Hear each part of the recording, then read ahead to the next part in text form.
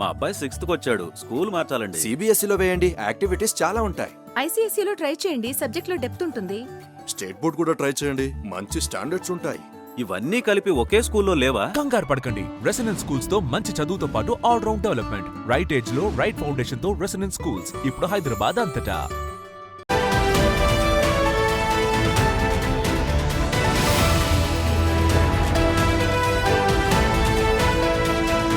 హీరోయిన్ల దుస్తుల వివాదంలో మొదలైన మాటల యుద్ధం ఇంకా చల్లారినట్లేదు. కాంగ్రెస్ నేత సంధ్యారెడ్డిపై అనసూయ డైరెక్ట్ అటాక్ చేసింది. సంధ్యారెడ్డి వ్యాఖ్యలపై ఫస్ట్ టైం అనసూయ స్పందించింది. టీపీసీసీ చీఫ్కు సంధ్యారెడ్డి ఇచ్చిన వివరణ లేఖను ట్యాగ్ చేస్తూ పోస్ట్ చేసింది అనసూయ. సంధ్యారెడ్డివి అన్ని అబద్ధాలేనని, చేసిన పాపం ఉరికిపోదంటూ ఇన్స్టాలో అనసూయ పోస్ట్ పెట్టడం మళ్ళీ వివాదంగా మారుతుంది. సంధ్యారెడ్డిపై యాంకర్ ఝాన్సీ కూడా విరుచుకుపడింది. ఛీ తుతు, ఎందుకు పనికిరాని మరో చెత్త అపాలజీ, ఇందులో అపాలజీ ఎక్కడుందో చెప్పాలంటూ యాంకర్ ఝాన్సీ పోస్ట్ పెట్టింది. చైర్పర్సన్గా మహిళా సంఘాల తరపునే మాట్లాడారంటూ సంధ్యారెడ్డి చెప్పింది. తన వ్యాఖ్యలను 92% మంది ప్రజలు సపోర్ట్ చేశారని, కేవలం 8% మంది వ్యతిరేకించారంటూ సంధ్యారెడ్డి ఆ పోస్టులో చెప్పింది. తన వ్యాఖ్యలు ఎవరినైనా బాధపెడితే క్షమాపణలు చెప్తున్నట్టు సంధ్యారెడ్డి చెప్తోంది.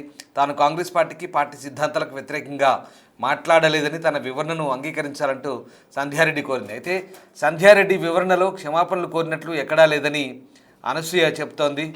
దీంతో ఈ వివాదం మళ్ళీ ముదురుతోంది. ఇక ఇప్పటికే అనసూయకు కౌంటర్గా సంధ్యారెడ్డి వివిధ సామాజిక మాధ్యమాల్లో, యూట్యూబ్ ఛానల్లో, అలాగే ఛానల్స్లో ఆమెపై దుమ్మెత్తిపోసింది. ముఖ్యంగా అనసూయ రెచ్చగొట్టే వ్యాఖ్యలు, శివాజీ ఎపిసోడ్ తర్వాత అనసూయ చేసిన మాటలకు సంధ్యారెడ్డి కౌంటర్ ఇస్తూ అనేక సందర్భాల్లో ఇటు కామన్ మ్యాన్ సపోర్ట్తో మాట్లాడే ప్రయత్నం చేసింది. అలాగే సాధారణంగా ఇప్పుడున్నటువంటి సమాజంలో మహిళల వస్త్రధారణకు సంబంధించి ఏ రకంగా మెదులుకోవాలో, ఏ రకంగా మెదులుకోకూడదో చెప్పే ప్రయత్నం అయితే చేసింది. అనసూయ పెట్టిన పోస్టులకు, ఆమె చెప్తున్న మాటలకు ఆమె కౌంటర్ ఇచ్చే ప్రయత్నం చేసింది ప్రతి చోట. అయితే ఇవన్నీ కూడా కొన్ని అభ్యంతరాలు వచ్చిన నేపథ్యంలో పీసీసీ చీఫ్ ఆమెను వివరణ కోరినప్పుడు ఆమె మదర్ ఫౌండేషన్ చైర్పర్సన్గానే తాను ఈ వ్యాఖ్యలు మాట్లాడనని, కాంగ్రెస్ నేతగా కాదని, అది తన వ్యక్తిగత అభిప్రాయం అని, ఒక స్త్రీగా తన అభిప్రాయాన్ని చెప్పానని, దాదాపు 92% మంది తనను సపోర్ట్ చేశారంటూ అదిగో ఆ లేఖలో ఆమె పీసీసీ చీఫ్కు వివరణ ఇచ్చింది. అదే ఆ వివరణ లేఖ ప్రదేశ్ కాంగ్రెస్ కమిటీ ప్రెసిడెంట్ మహేష్ కుమార్ గౌడ్కు రాసిన వివరణ లేఖ అది. దీన్ని సంధ్యారెడ్డి టీపీసీసీ జనరల్ సెక్రటరీ రాసిన లేఖ.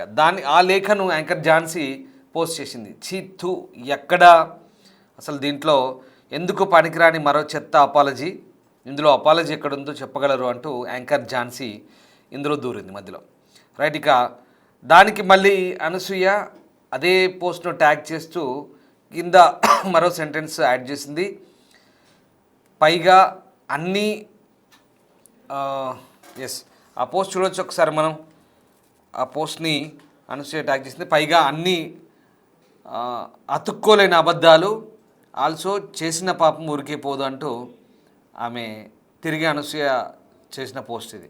ఇందులో యాంకర్ ఝాన్సీ ఎంటర్ అయింది మధ్యలో. యాంకర్ ఝాన్సీ ఈ పీసీసీ చీఫ్కి రాసిన లేఖ మరి ఆవిడ ఎట్లా సంపాదించిందో, ఎక్కడ సేకరించిందో తెలియదు కానీ టీపీసీసీకి రాసిన లేఖ, సంధ్యారెడ్డి రాసిన లేఖని యాంకర్ ఝాన్సీ దాన్ని ట్యాగ్ చేస్తూ ఒక పోస్ట్ పెట్టింది. దాన్ని పోస్ట్లా పెట్టి దాన్ని అనసూయ ట్యాగ్ చేసింది. ఝాన్సీ ఏం పెట్టింది?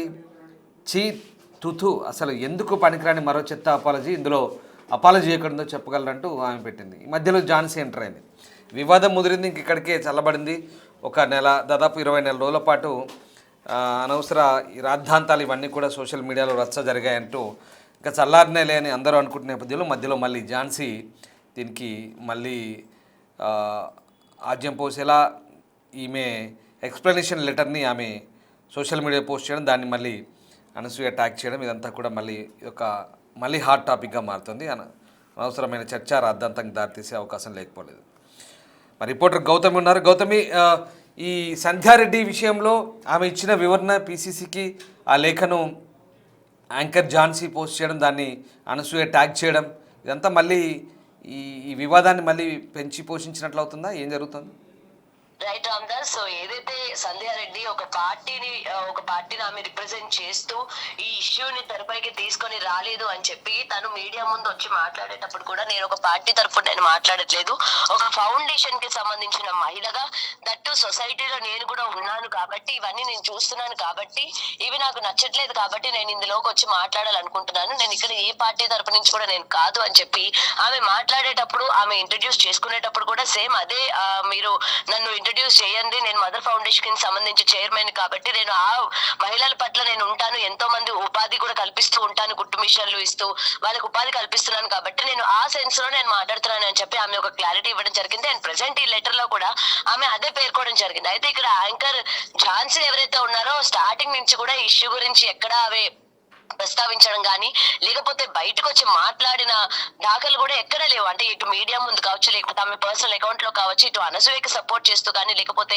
మహిళల్ని ఉద్దేశిస్తూ ఈ విధంగా బట్టల గురించి ఎవరైతే వ్యతిరేకంగా మాట్లాడుతూ ఉన్నారో వాళ్ళని ఖండిస్తున్నట్టు కానీ ఎక్కడ కూడా మాట్లాడింది లేదు. మరి ఇవాళ సంధ్యారెడ్డి చేసిన వ్యాఖ్యలు కావచ్చు, లేకపోతే ఆమె ఫైర్ అయిన విధానం కావచ్చు, ఆమె మాట్లాడిన మాట తీరు, ఆమె యూజ్ చేసిన వర్డ్స్ కొంతమందికి నచ్చకపోగా అది చాలా కాంట్రవర్షియల్ అయ్యి ఈమెకి ఎలా అయినా సరే పార్టీ నుంచి తగిన చర్యలు తీసుకోవాలి అని చెప్పి వేసిన డిమాండ్ వల్ల ఈమె దానికి ఎక్స్ప్లెనేషన్ ఇచ్చుకుంటూ ఏదైతే ఇవాళ ఒక పోస్ట్ అనేది, అంటే ఇవాళ ఒకటి ఏదైతే రిలీజ్ అయిందో దానికి సంబంధించి ఇక్కడ ఎక్కడ అపాలజీస్ చేస్తున్నట్టు, అంటే ఆవిడ నువ్వు చేస్తుంది ఎక్కడుంది అపాలజీ, నువ్వు సమర్థించుకుంటున్నావు కానీ నువ్వు అన్ని మాటలు అన్నందుకు ఇక్కడ నువ్వు అనసూయకి కానీ లేకపోతే సో కాల్డ్ వాళ్ళకి కానీ నువ్వు ఎక్కడ వాళ్ళకి అపాలజీ చేస్తున్నావు, అసలు ఎక్కడ నాకైతే కనిపించలేదే అని చెప్పి చాలా వ్యంగ్యంగా వెటకారంగా ఆమె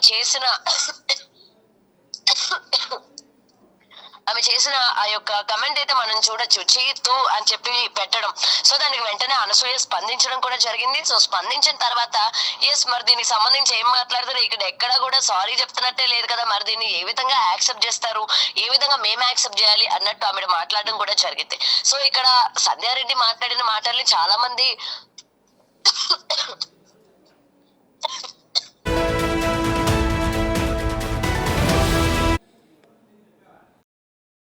రైట్. సో మొత్తం మీద పిసిసికి రాసిన లేఖ, సంధ్యారెడ్డి రాసిన లేఖ ఇక్కడ యాంకర్ ఝాన్సీ పోస్ట్ చేయడంతో దాన్ని అనసూయ ట్యాగ్ చేసింది. అసలు సరే పిసిసి చీఫ్ ఆమెను వివరణ కోరడం కొన్ని సోషల్ మీడియాలో అన్ని ప్లాట్ఫామ్స్లో ఆమె వ్యాఖ్యలు ఇటీవల బాగా వైరల్గా మారాయి. దీంతో దానిపై పిసిసి వివరణ కోరింది. అయితే ఈ నేపథ్యంలోనే మళ్ళీ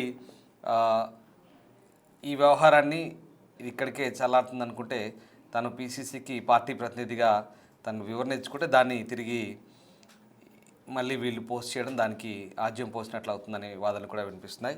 సో మొత్తం మీద అనసూయ వ్యవహారం తగ్గింది, సైలెంట్ అయిపోయింది అనుకుంటే మళ్ళీ సంధ్యారెడ్డిని ట్యాగ్ చేస్తూ అసలు ఇది ఎక్కడి నుంచి ఎక్కడికి పోతుందో అర్థం కాని పరిస్థితి. శివాజీ మాట్లాడిన మాటలు, సినిమా వాళ్ళ వస్త్రధారణ గురించి అందులో అనసూయ రియాక్ట్ అవ్వడం, దానికి ఈ సోషల్ మీడియాలో లేదా కొన్ని మీడియా ఛానల్లో పెట్టిన చర్చల్లో సంధ్యారెడ్డి పాల్గొనడం, దానికి సంధ్యారెడ్డి కౌంటర్లు ఇవ్వడం, ఇదంతా కూడా కొంత రచ్చ నడిచింది కొద్ది రోజుల పాటు. అదంతా మనం చూసినాం.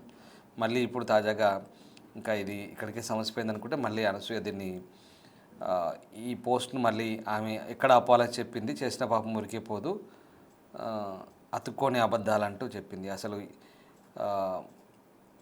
ఎవరికి అపాలజీ చెప్పాలి అనేది ఇక్కడ ఒక ప్రశ్న. అసలు ఎవరు ఏం ఎక్స్పెక్ట్ చేస్తున్నారో కూడా ఇక్కడ తెలియని పరిస్థితి.